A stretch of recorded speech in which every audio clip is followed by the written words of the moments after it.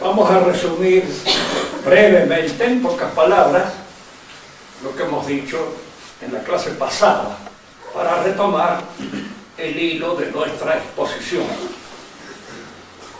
En primer lugar, decíamos que toda civilización es, de hecho, una sociedad que puede implicar en su contexto muchas sociedades políticas, varias. O a veces se da también el caso de una civilización que se ha dado en solo una sociedad. En Grecia eran varias las sociedades que constituían la civilización griega. La civilización latina también abarcó, a su vez, muchos otros países, muchas otras naciones. Pero, por ejemplo, la civilización hebrea fue una sola, y una sola sociedad la que la constituía. En cambio, esa civilización a la que nosotros pertenecemos y que hemos dado en llamar latina, siguiendo una proposición de Félix Konechny, en el cual no es sospechoso de patriotismo latino, puesto que es polaco, de manera tal de que él le llamaba latina porque le parecía más denotativa que occidental. La palabra occidental apunta a un contenido geográfico, el occidente cristiano. Serían esas las naciones principales de esta civilización a la cual pertenecemos, pero no es denotativo del carácter intrínseco de esta civilización. Él decía una cosa que me parece bien razonada, aun cuando se pueda discutir, por supuesto. Si es que era latina porque el lenguaje de todos estos países fue de alguna manera, diríamos así, conducido a su madurez y a su sintaxis acabada por el latín. Y el latín es el idioma que se habló en todos, diríamos así, las minorías dirigentes, inteligentes de todos estos países. Y el habla es aquello con lo cual se piensa, de manera que configura intrínsecamente la sintaxis y el carácter de una manera de pensar. Así que el latín, tanto el latín tradicional pagano como el latín de la Iglesia cristiana, fueron los que constituyeron los elementos de este pensamiento que se dio en todos estos países. Pues aún Polonia, Alemania, los germanos, formaron su sintaxis de acuerdo con la sintaxis latina. Y en el idioma lo esencial es la sintaxis, es decir, es la organización, la composición de la palabra, porque ello significa, en alguna medida, la estructura misma del pensamiento de un lenguaje, de un pueblo. No se puede pensar sin lenguaje, de manera tal de que mantener, dominar, cuidar el lenguaje es esencial en un pueblo. Cuando se descuida el lenguaje, como nos está sucediendo a nosotros, se está descuidando el pensamiento. Se está, diríamos así, barbarizando el pensamiento. Pero de esto vamos a hablar cuando entremos ya en el curso, diríamos así, de la revolución. Habíamos dicho que toda civilización se distingue en dos aspectos fundamentales. Uno, el que le llamaremos estructural, que es la constitución de la familia. La constitución de la familia monógama. Y uno le pregunta, ¿pero todas las civilizaciones son monogámicas? Bueno, puede haberlas poligámicas, diríamos así, en lo que podría haber en ellas de ideal de constitución familiar. Les recomiendo al que tenga alguna vez la oportunidad, lea una introducción al Corán moderno que ha sido traducido hace relativamente pocos años. Y sé, cuando yo digo pocos años, estoy poniéndome en mi situación, ¿no? De 20 o 30, y de alguna manera, digamos, muchos de ustedes tal vez todavía no llegan ya a los 30, de manera que les parecerá mucho. Eso en realidad poco para mí. Estoy contemplándolo desde una altura, de una cima calva, bastante alta. Decimos entonces que en esa introducción al Corán, por ejemplo, hay una apología de la poligamia. La poligamia nace en un pueblo, pero más bien como una cuestión, diríamos así, un poco patológica.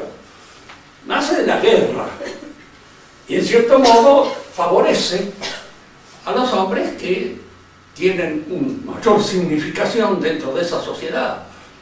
Los otros a veces tienen que unirse en cooperativa para tener una sola mujer.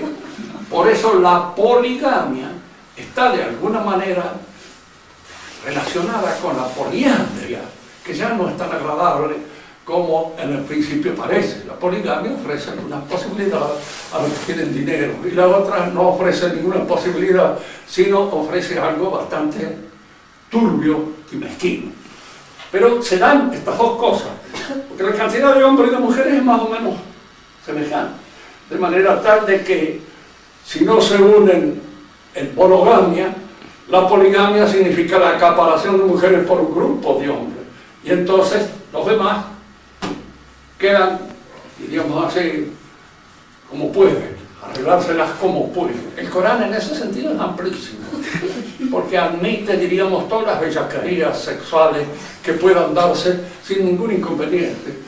Se va al cielo igual, siempre que se haya muerto uno en una guerra justa, es decir, contra los infieles, contra nosotros o contra todos. Bien, en toda civilización hay entonces una estructura básica que está constituida por la familia. Fijémonos que en nuestra civilización eso ha desaparecido. Algunos me dirán, bueno, pero la familia sí sigue, precariamente y como puede. Todos los que tienen una familia más o menos amplia saben la precariedad sobre la cual está constituida. En una sociedad bien organizada, la familia es fundamental. Y entonces es fundamental, en alguna medida, todas aquellas otras cosas que contribuyen a la continuidad y a la fortaleza, a la fortificación de la familia, como el derecho sucesorio. Les contaba en la clase pasada que es un dicho de Renan, pero muy bien dicho. Renan por ahí a veces aparece diciendo cosas, porque era inteligente. Podía tener sus inconvenientes, pero era inteligente y cuando pensaba bien. Y decía que el Código Civil de la Revolución Francesa había sido hecho para huérfanos que debían morir solteros. Dice, porque no estaba hecho pensando en la familia. Estaba hecho pensando pura y exclusivamente en el individuo aislado, el individuo solo. El derecho sucesorio es un derecho que de alguna manera está relacionado con la familia. Y esto es importante en la constitución estructural de toda civilización, el que estas cosas existan, se den. Diríamos así, la revolución ha hecho pensar de que la familia son privilegios, etcétera, etcétera. Y de que en realidad son cosas ya superadas y que el progreso ha dejado completamente de lado. Sobre esto también hablaremos en su oportunidad cuando entremos, de hecho, en los procesos de la revolución. Esta es la base estructural de toda civilización, pero al mismo tiempo existe en la civilización, vamos a sintetizar 5 actividades espirituales fundamentales. No digo que no haya otras, sino que estas son el género de todas las actividades espirituales. Las otras, en alguna medida, son especies que se delimitan dentro de este género. En toda civilización hay una política, una economía, un arte, una ciencia y una idea que el hombre tiene acerca de su propia realidad, de su destino, de lo que es él y de lo que él debe cumplir dentro de ese mundo al cual él pertenece. Estas 5 actividades serán en todas las civilizaciones, más o menos libres, más o menos independientes, más o menos trabadas por una forma de pensar a veces inspirada en la religión. Y no habíamos mencionado la religión. Muchos creen que la religión es el producto de otra actividad espiritual, intelectual del hombre. Pero el creyente, que debe ser consultado de vez en cuando también para opinar sobre lo que es una religión, considera una religión como algo que ha sido revelado por Dios. Si no, no es una religión. Es cualquier otra cosa. Fíjense que hay ahora una serie de términos que andan dando vueltas por ahí, por el panorama bárbaro de nuestra época, en el cual aparece, diríamos siempre, la religión como el producto de una mentalidad determinada. Y así se habla del judeocristianismo, por ejemplo. Los judíos han protestado. Han dicho, eso es absurdo. El que habló de eso fundamentalmente fue el arzobispo de París, que es un judío converso. Pero en cierto modo es alguien que se considera judeo-cristiano. La palabra es absurda, porque el judío es el hombre que rechaza a Cristo. Por eso se hace judío. De manera que echarle la culpa del cristianismo al judío es indudablemente algo absurdo, contrario a todo lo que es. Y en segundo lugar, si uno dice judío cristiano, supone que la religión cristiana es un producto de fabricación judaica.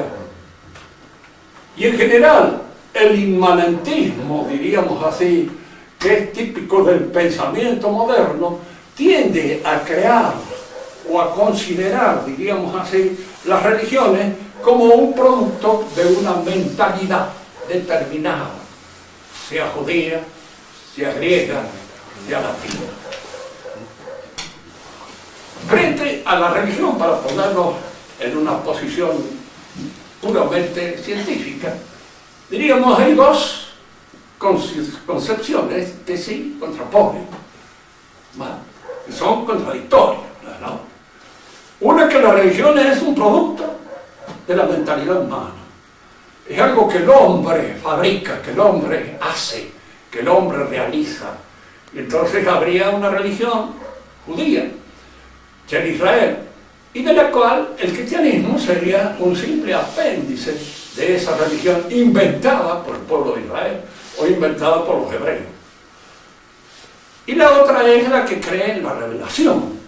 Es decir, la religión es algo que Dios ha revelado. Y este algo que Dios ha revelado no puede admitir nunca un carácter plural. Dios no puede revelar varias religiones. No puede decirnos a los cristianos que Dios es trino y a los mahometanos que no es trino, que es uno. Es decir, una de las dos está equivocada. Si hay una revelación, una de ellas debe ser verdadera y la otra, con toda seguridad, es falsa. Y en la medida en que es falsa, es una mala religión. No es religión en el sentido absoluto del término. Si nosotros nos fijamos, la palabra por el hecho, el fenómeno religioso, depende pues de la revelación divina. Tiene a Dios por causa. Y diríamos, para emplear la terminología aristotélica tomista, tiene por forma la gracia. Dios concede la gracia. Y si nosotros nos ponemos a pensar, ¿qué es la gracia? La gracia ontológicamente es una realidad que entra accidentalmente en el hombre, penetra en él como un accidente, pero como un accidente que lo transfigura intrínsecamente y va haciendo de este hombre que cada uno de nosotros es el hombre que de alguna manera espera nuestro Señor que sea. Es decir, esa transfiguración se incoa aquí en la tierra, en cada uno de nosotros, y diríamos, aparece, florece, se termina en el cielo, en el reino de Dios. Por supuesto que si esta cosa usted la dice delante de gente que no es creyente, primero que van a decir, platícame, y usted cree por ventura que usted tiene en su fuero íntimo esa fuerza espiritual transfiguradora que lo está convirtiendo en un santo, uno tiene más remedio que decirle sí, es así. Aunque a veces yo no colaboro bien, no coadyuvo bien, soy un mal instrumento de esa transfiguración o de esa transformación, pero esa transformación se incorpora. Aunque más no sea cuando me convence así, totalmente, de que soy un pecador, de que soy un mal tipo, y cuando digo, en alguna medida, antes de recibir la hostia, no soy digno, lo digo de veras. No es una palabra simplemente que viene a la boca del que habla, así como suelen venir a la boca de los políticos la idea del honor, de la gloria, del martirio, de cualquier otra cosa. Los políticos la usan de una manera pura y exclusivamente sin responsabilidad espiritual ninguna. Pero nosotros vamos, por lo menos a mí, si alguna vez soy sincero cuando digo que no soy digno de recibirlo, lo digo con toda sinceridad, y no por falta de humildad, porque la humildad es o no es. La falsa humildad no existe, no es humildad, es simplemente una hipocresía más. Pero si uno realmente sabe que uno no es digno, pero en alguna medida eso está actuando, se incoa en nosotros. Si nos corregimos, si estamos en constante vigilancia sobre todos nuestros movimientos pasionales para corregirnos, para realizar eso que la vocación de la gracia pide, entonces eso está actuando y obra de manera efectiva. El que no la tiene, la tiene. Puede ser un hombre más o menos justo, un hombre más o menos bueno, a veces sin elementos pasionales muy fuertes. No se olviden nunca que a fin de cuentas no se puede pedir gran cosa de alguien que no tiene elementos pasionales fuertes, porque no tiene fuerza para nada, ni para el bien, ni para el mal. No es nadie. Y a veces hay personas que se creen muy buenas precisamente por eso, por el carácter neutro, totalmente, de todos los elementos pasionales que en él conviven. La religión viene del cielo, es una. Diríamos así, intelectualmente nosotros no podemos considerar que hay varias religiones, ¿no? Pues, el Papa acepta que hay varias religiones en su magisterio ad destra, no en el verdadero magisterio del, pero sí en el ad destra, que hay varias, y es falso, no hay. Y esa falsedad, ¿qué pasa? Esa falsedad, como toda falsedad, confunde, nos confunde. Si yo les hubiera enseñado a mis hijos, en la época en que les podía, diríamos, transmitir una enseñanza tradicional de que había muchas ideas, que cualquiera de las religiones que adoptaban se podía salvar, pues indudablemente hubiera quedado una serie de escépticos que no creerían en nada. Y esa es hoy la falla a veces del magisterio de la Iglesia, que crea escepticismo, al crear escepticismo porque crea confusión, y donde hay confusión hay indudablemente, diríamos así, un falso error acerca de lo que son las cosas. Tal vez esto no venga de mala voluntad, ni de un defecto así excesivamente pronunciado en los que hablan de estas cosas, pero sí de una confusión del terreno. Yo creo que en general los últimos papas han confundido mucho la religión con la política y consideran una cosa y otra como si respondieran exactamente a las mismas exigencias. En política los compromisos valen.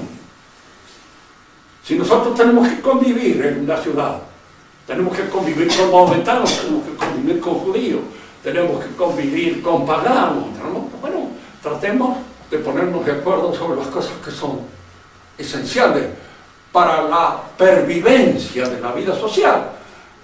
La higiene, el agua corriente, todo eso, pero no hablemos de religión. Porque si hablamos de religión, nosotros no podemos entrar en compromisos que en la política son eficaces y efectivos y se dan, pero que la religión no sirve nada más que para confundir la mente de aquellos que deben creer. La religión es algo que viene de Dios, y esto se explica de otra manera. Toda autoridad viene de Dios, nos dicen a nosotros. La pregunta que nosotros quisiéramos hacer es decir, no viene de Dios. Quiere decir esto que, por ejemplo, Alfonsín cuando tenía autoridad estaba hecho por Dios, le daba la autoridad a él. Se la dio Menem también. Se la da a este otro que parece que no tiene ninguna. Entonces, ¿qué es, diríamos nosotros, la autoridad? Es fundamental ponerse de acuerdo sobre esto. Y este es un término que en la actualidad pertenece al elenco de los tópicos en los cuales se trata de confundir a la gente. Se confunde la autoridad con el poder, se confunde la autoridad con el gobierno, se confunde con la potestad. Es decir, no hay una distinción clara de las distintas palabras que están señalando esta relación del hombre con la autoridad. Fíjense que en buen castellano nadie dice que una vaca tenga autoridad, que un sismo tenga autoridad. Se dice que tiene un poder, sí, puede tener un poder. Un bueno tiene, tirar un arado, pero no tiene autoridad. ¿Por qué? Porque la palabra autoridad apunta al conocimiento. Hay autoridad cuando hay inteligencia, cuando hay conocimiento, por lo menos dentro de aquella esfera en que aquel que tiene autoridad domina. Uno me dirá, bueno, la autoridad del padre de familia. Hay padres tan intelectualmente tan modestos que podemos decir nosotros, ¿de dónde? ¿Qué autoridad tiene? Bueno, si ellos saben y distinguen con claridad en cuanto jefes de la familia, en qué constituye el bien común de la familia, tiene autoridad. ¿Saben? Fíjense que desde el mundo es mundo, el hombre no obedece al hombre por lo que al otro se le antoja hacer. Que la autoridad del padre, como la autoridad de cualquier otro, es algo que no fluye pura y exclusivamente de su antojo, de su capricho. El padre de familia no puede hacer en la familia lo que se le antoja, y porque se le antoja, obras de conformidad con ciertas normas, con ciertas reglas que algunos podrán llamar naturales y que otros pueden llamar que provienen precisamente de la religión, que provienen del orden que en algún modo ha sido revelado por Dios al hombre. Esta palabra de que el hombre no obedece al hombre es una palabra que yo he sacado de un autor que precisamente no es católico. Era un positivista, Fustel de Coulanges. Lo dice precisamente en la ciudad antigua. Él era positivista, pero él se da cuenta al estudiar Grecia de que el hombre no obedece a otro hombre a su antojo. Tanto es que así cuando aparece el capricho o aparece el antojo, se resiste. No es esto lo que yo espero de la autoridad.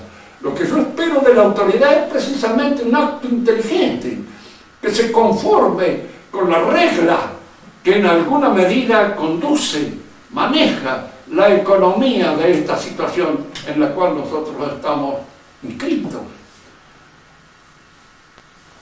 La pregunta ahora es decir, ¿por qué decimos que toda autoridad viene de Dios? ¿Por qué no puede venir de nosotros? Pues si la autoridad es conocimiento, y el conocimiento es alguna medida, la participación nuestra en el orden establecido por Dios en las cosas.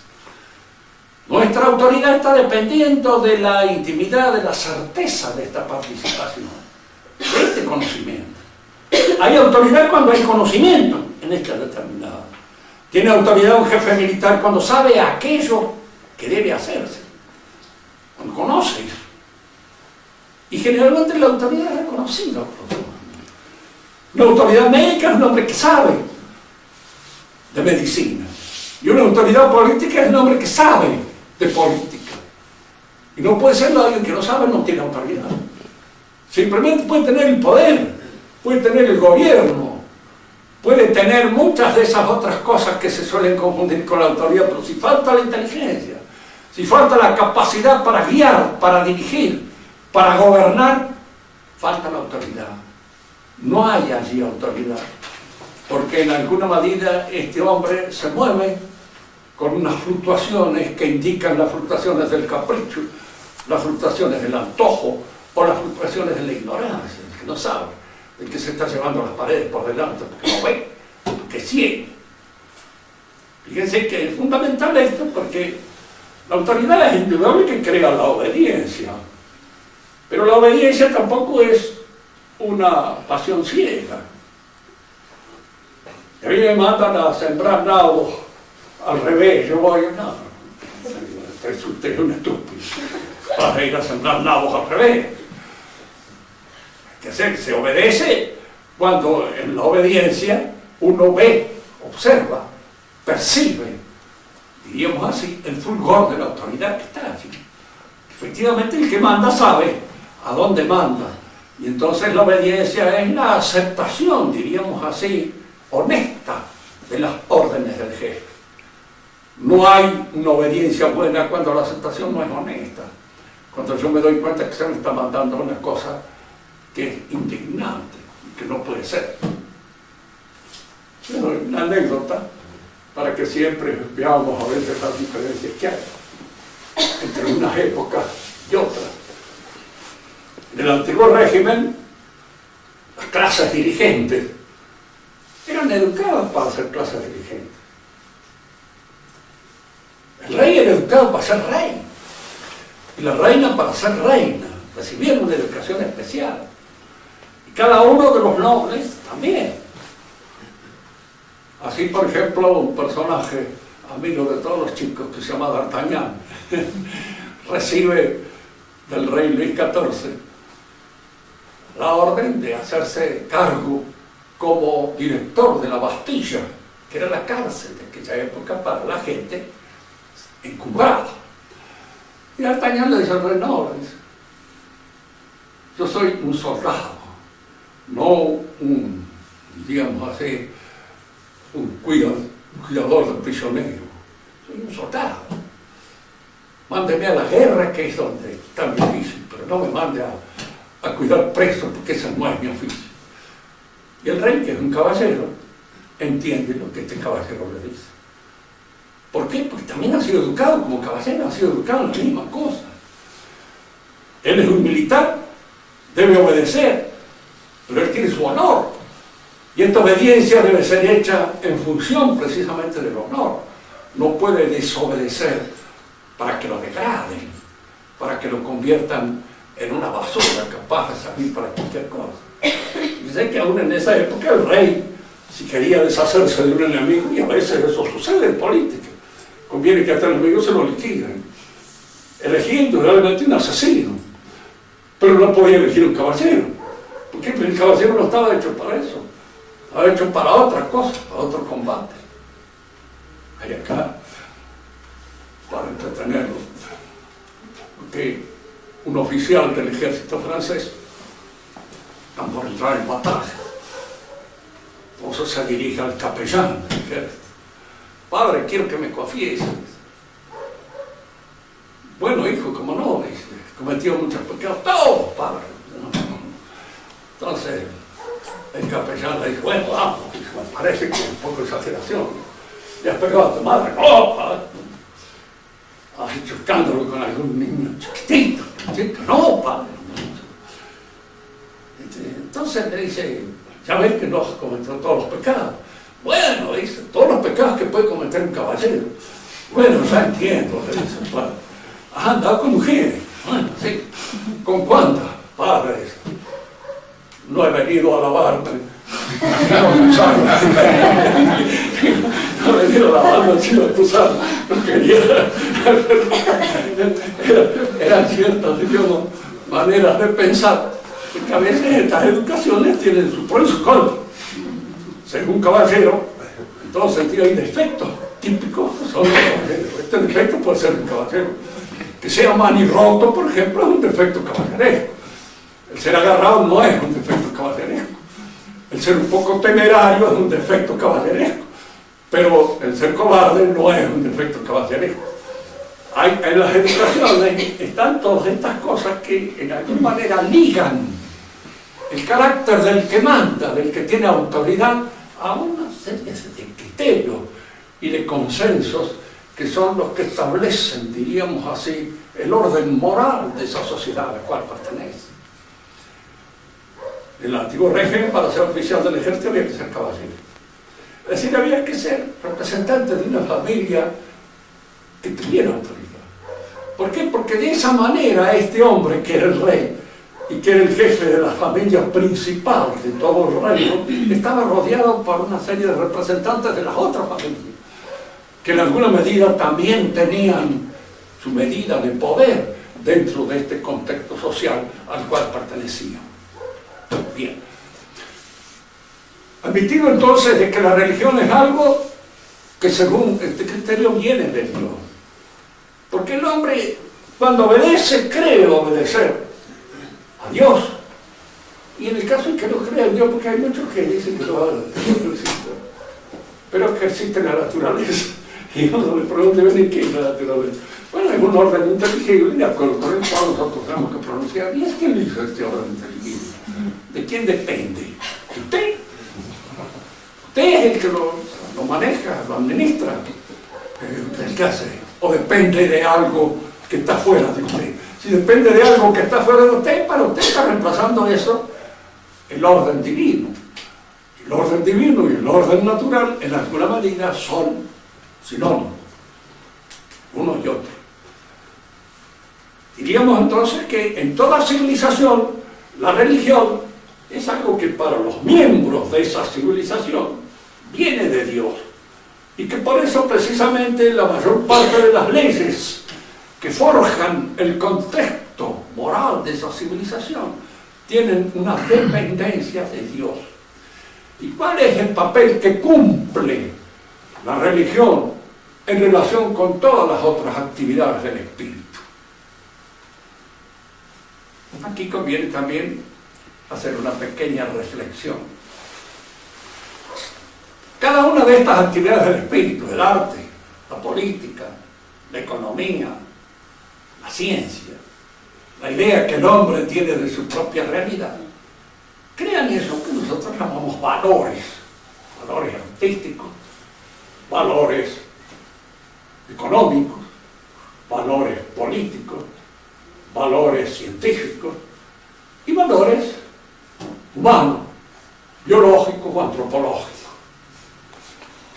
Ninguno de estos valores, tomados así, aisladamente, puede convertirse en la finalidad última del orden social.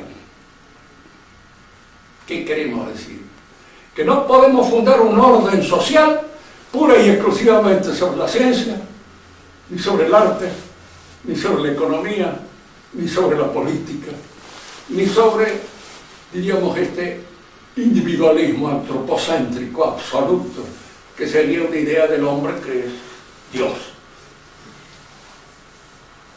Es muy fácil ver la absoluta, diríamos así,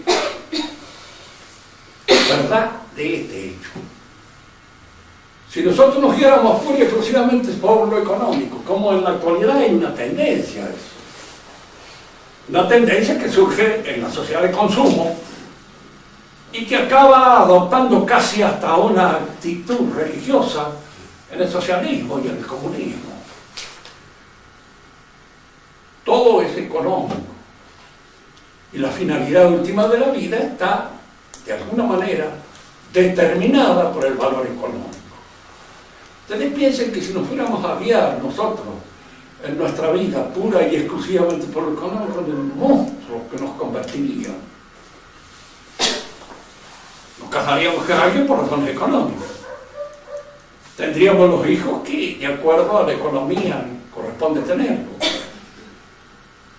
Las personas ya de mi edad, por ejemplo, económicamente no sirven nada.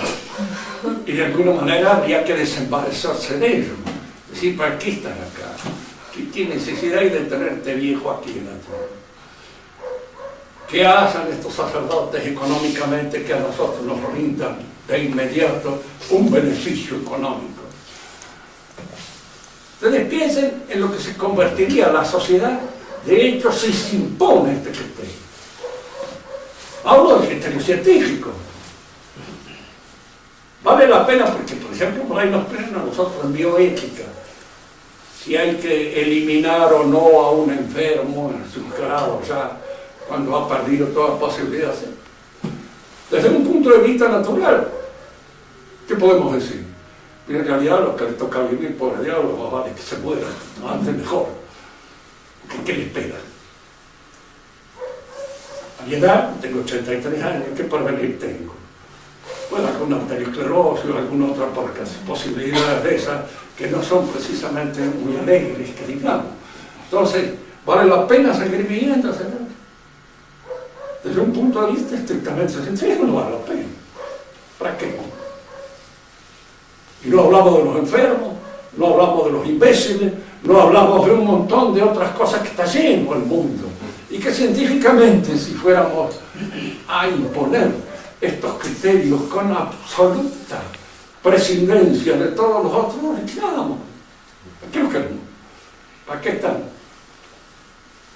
Pregunta que cuando llevamos esto de análisis puede terminar en un crimen total. ¿Por qué estamos? ¿Y qué diablo es lo que haces? ¿Quién te lleva a vos a juzgar de esta manera, como estás juzgando? Desde el punto de vista económico, desde el punto de vista político, pues el político que hace su carrera fundamentalmente teniendo en cuenta como finalidad el poder, pues prescindiría de todo lo demás. Lo que no lleva al poder no sirve. Y lo que no me conduce directamente a la consecución de mi poder, para mí está muerto. Muchos hombres han hecho una cosa medio parecida. Cuando uno analiza la vida de Lenin, por ejemplo, por ahí caen en alguna contradicción.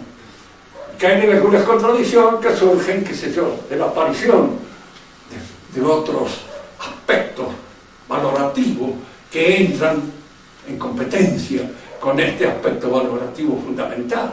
Pero este es especial.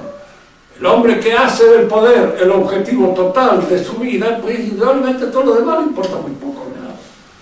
Y lo que no conduce al poder no sirve. Es decir, una sociedad sería absolutamente imposible de ser o de llegar a una situación más o menos civilizada en el sentido moral del término de civilización, guiada por algunos de estos valores pura y exclusivamente. Porque así le intenta. Me acuerdo de uno que conocí, que me habían invitado a Chile. Entonces me dijo, mire, vamos a dar un hotel por aquí cerca, porque aquí hay gente mejor. No encontró tanta gente fea, asquerosa, como hay hoy todos lados. No mentira. A mí me hacía reír. Me dijo, pues, claro, sí, cierto. No puede conseguir, pero si fuéramos a desaparecer todos los que no respondemos al canon de belleza, tan fritos. En primer lugar, con los hijos mismos, uno diría, bueno, este sí vale la pena que vive porque va a ser libre, no, este otro mejor que lo tiramos por la roca hasta el pecho, porque desde ya no creo que vaya a ser una persona con la cual nos vamos a solazar observándolo. Así, desde un punto de vista estético, no se puede conducir la vida. Ay, fíjense que a veces el hombre tiene una valoración de este tipo, se impone. Y él, de alguna manera, la toma como polo total de su vida. Pero nunca es absolutamente consecuente. Y no lleva la lógica hasta ese punto. Qué sé yo, será muy económico y todo, pero por ahí le gusta una chica que no es precisamente muy rica porque es linda. Y de algún modo le echa a perder todo el objetivo, la trama que él se había dispuesto en la existencia, de hacer nada más que aquello que económicamente le corresponde a lo que viene bien. Lo mismo al científico, lo mismo al esteta y lo mismo, diríamos, al político. La función que cumple precisamente la religión es esta. Como la religión es lo único que actúa en el hombre desde adentro, digan lo que digan los que no entienden de religión. Nosotros tenemos la presencia, no, yo soy responsable pura y exclusivamente ante mi conciencia. Sí, pero generalmente la conciencia de él está grabada por la presencia mística de algo. Y en el hombre religioso esa presencia mística es la presencia. Y uno diría, ¿por qué es la presencia? ¿Usted entiende? Bueno, algo que me está a mí actuando dentro mío. Por ejemplo, la gente que yo quiero, aun cuando yo no esté con ellos, están presentes. Están en alguna medida presentes. Más, mi comportamiento en algún modo se dirime en función de esa presencia. Yo no puedo hacer esto, ¿qué pueden decir mis hijos?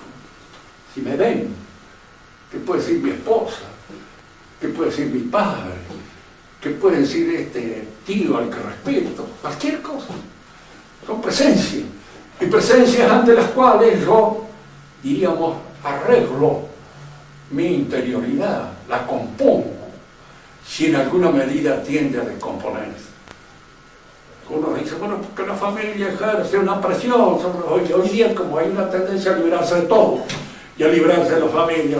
Pero la familia es mucho más de lo que uno cree. La familia no es solo el padre y la madre, son los hermanos, son los hijos. Y los hijos también son parte de la familia. Y los hijos también ejercen sobre mí una presión. ¿O no? Yo no puedo obrar en cierto modo porque puedo ofenderlos.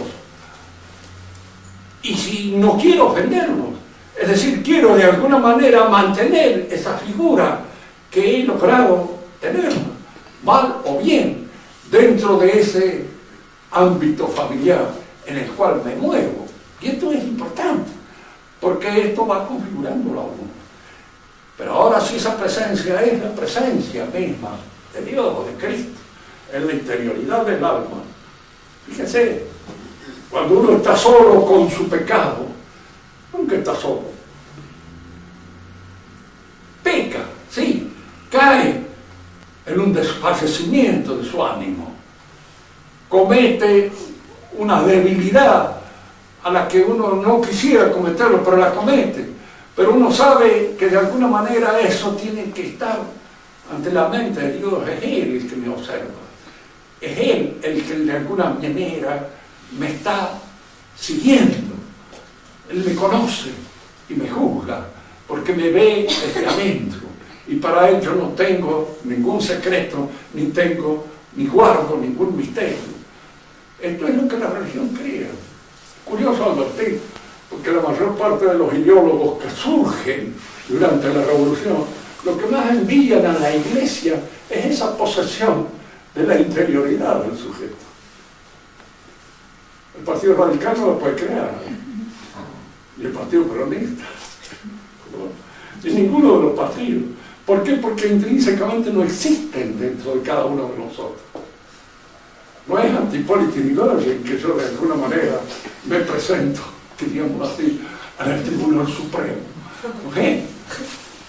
Dios o no es nada. Y entonces de alguna manera la religión cumple este papel, diríamos, de entrelazar todas las actividades del espíritu y de darles a cada una de ellas su límite y el ejercicio de su auténtica función. Me preguntará el científico, pero nosotros tenemos libertad para obrar sobre cualquier cosa, sí. Una libertad que tiene sus límites, tiene sus puntos fijos. A esto vamos a examinar. Teniendo en cuenta entonces este papel que hace la religión desde la interioridad misma del sujeto, y es la que establece la armonía y diríamos hace la jerarquía de los valores, y es la que le da a esos valores su relación jerárquica entre ellos. Esto es superior a aquello, y esto está primero que esto, y esto está después. La religión es la que lo hace. Nosotros, cuando examinamos las religiones, en realidad conocemos en su origen a dos civilizaciones: la hebrea y la nuestra. Esto que llamamos latina o cristiana, si queremos. Esta civilización las conocemos desde su principio, desde el comienzo que la origina. Y el comienzo que origina una y otra es un comienzo religioso. Dios llama a Abraham y le dice: lo voy a hacer padre de una familia innumerable. Como las arenas de las playas se contarán tu descendencia. Esto está escrito en un documento que aparece en la Biblia, que debe ser por lo menos de unos 3.000 y pico de años de antigüedad, 4.000. El documento. Alguien me puede decir a mí, bueno, pues con esto. Sí, bueno, pero fíjense que lo que dicen, con la seguridad con que lo dicen, y cómo lo que se hace después es cierto. Así efectivamente será. Los descendientes de Abraham, por la fe, son innumerables, millones de hombres, entre maometanos, judíos y cristianos, que de alguna manera se dicen descendientes por la fe de Abraham. En palabras. Yo muchas veces he sacado también a colación el hecho de esas dos chicas judías que se encuentran, una va a visitar a la otra, y la otra le dice, bendita tú entre todas las mujeres, y Dios te llamará bendita por los siglos de la ciudad. Es un documento que pertenece al siglo I de nuestra época. Está referido a dos modestas muchachas de una aldea de Palestina. Y es así se cumple. Cuando la palabra de Dios actúa, es cuando tiene esa proyección absoluta sobre la realidad. Y esa absoluta seguridad de que esto es así. Y de que esto se proyecta y de que esto se sostiene. Y de que esto de alguna manera es real y efectiva. La religión cumple ese papel. El papel de organizar nuestros valores, de darles una jerarquía, una opción. Y como decíamos, son dos las civilizaciones que nosotros conocemos en su origen, la hebrea y la cristiana. Y ahora es curioso advertir otra cosa que le voy a dejar como inquietud para la clase que viene. En la religión hay una promesa, siempre, que indudablemente se cumple según ciertos requisitos. Esa promesa es al mismo tiempo una fuerza y es al mismo tiempo una tentación. A los judíos se les prometió que el pueblo judío iba a traer en sus senos al Mesías, al Salvador del mundo. Y el pueblo judío nace, se forma, se constituye sobre la base de esta promesa. Cuando viene el Mesías, ¿por qué el pueblo judío no lo reconoce como Mesías? Si era el que estaba preparado para reconocerlo.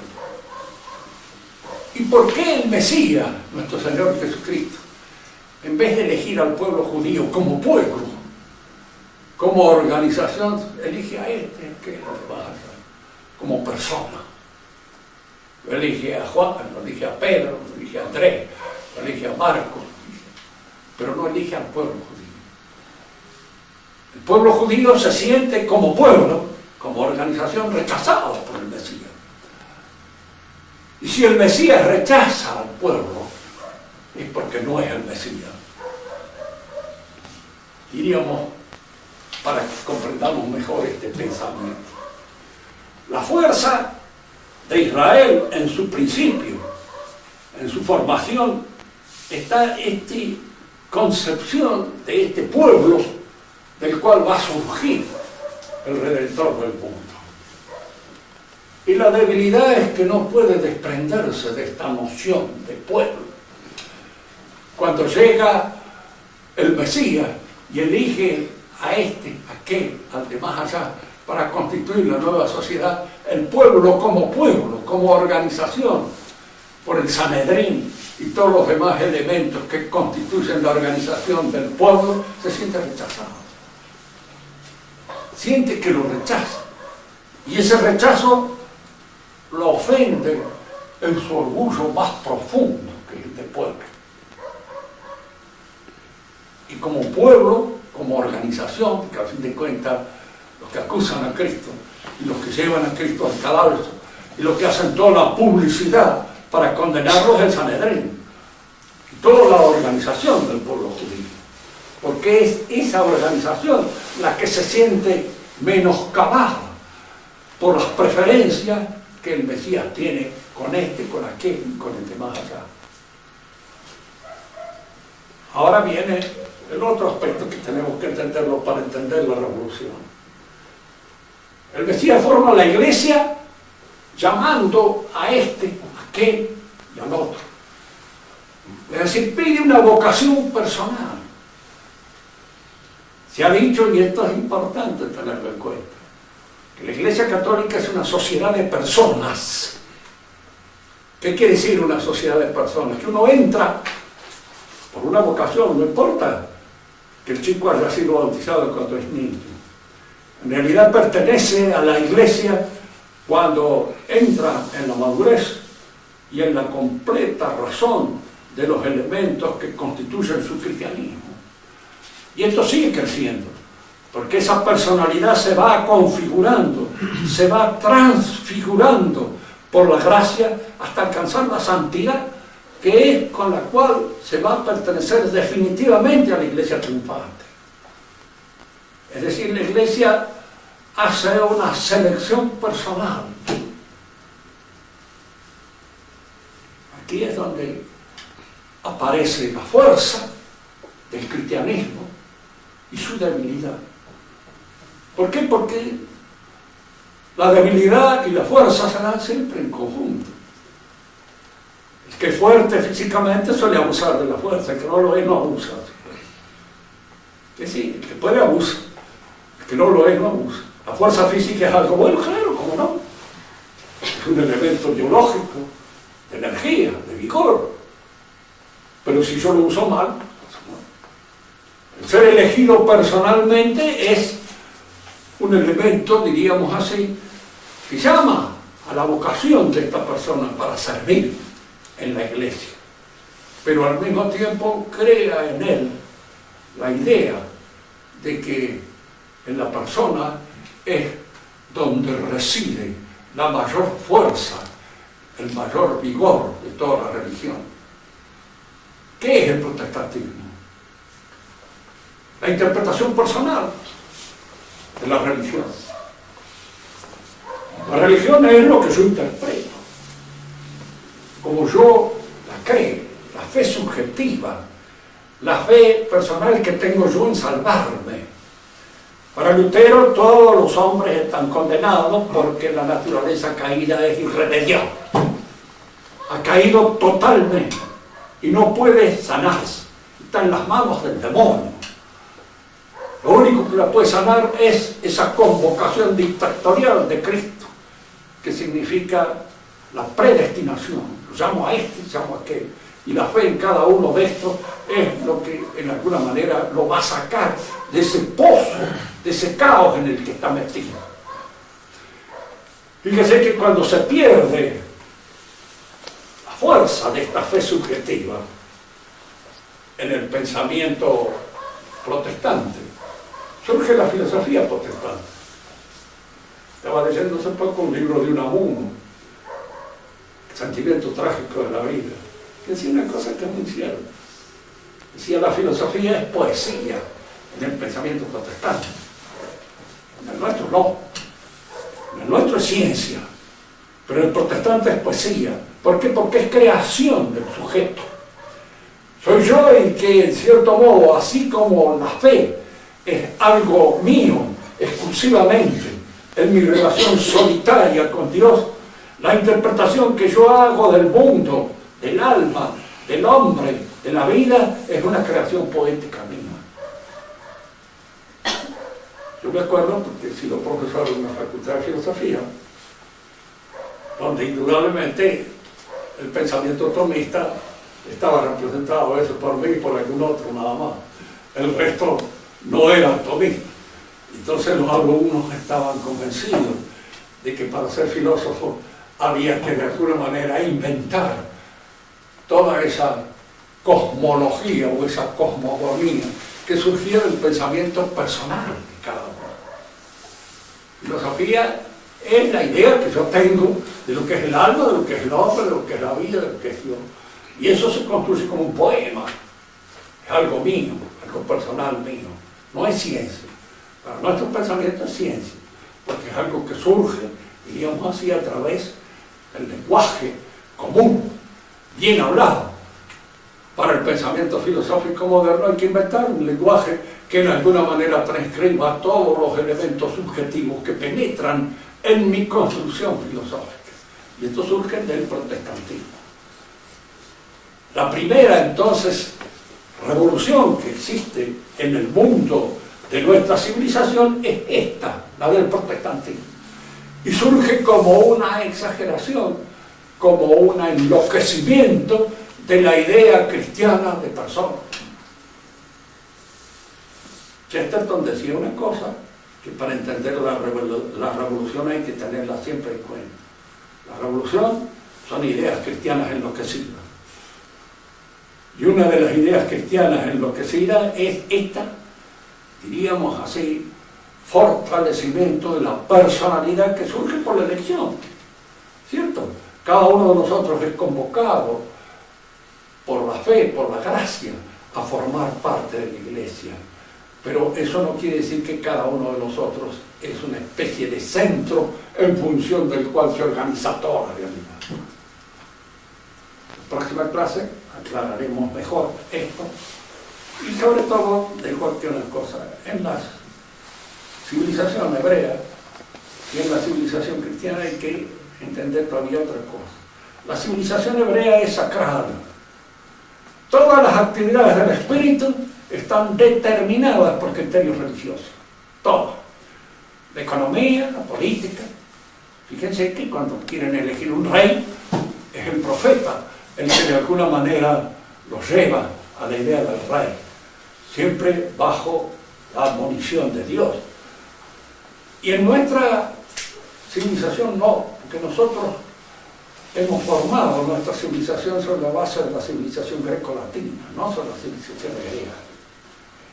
Entonces, cada una de las actividades del espíritu nuestro, la economía, la política, la ciencia, el arte y la idea del hombre, son, diríamos así, actividades que se dirigen de acuerdo con la economía íntima que nos rige.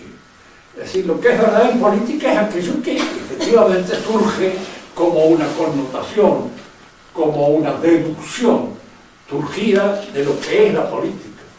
En ciencia lo mismo. Esto es verdadero en ciencia porque así se ha averiguado, porque así se ha investigado. La ciencia actúa libremente, la política hasta cierto punto también. Y diríamos así, el arte también es libre en el cristianismo. No es un arte hierático, fijo, determinado. En el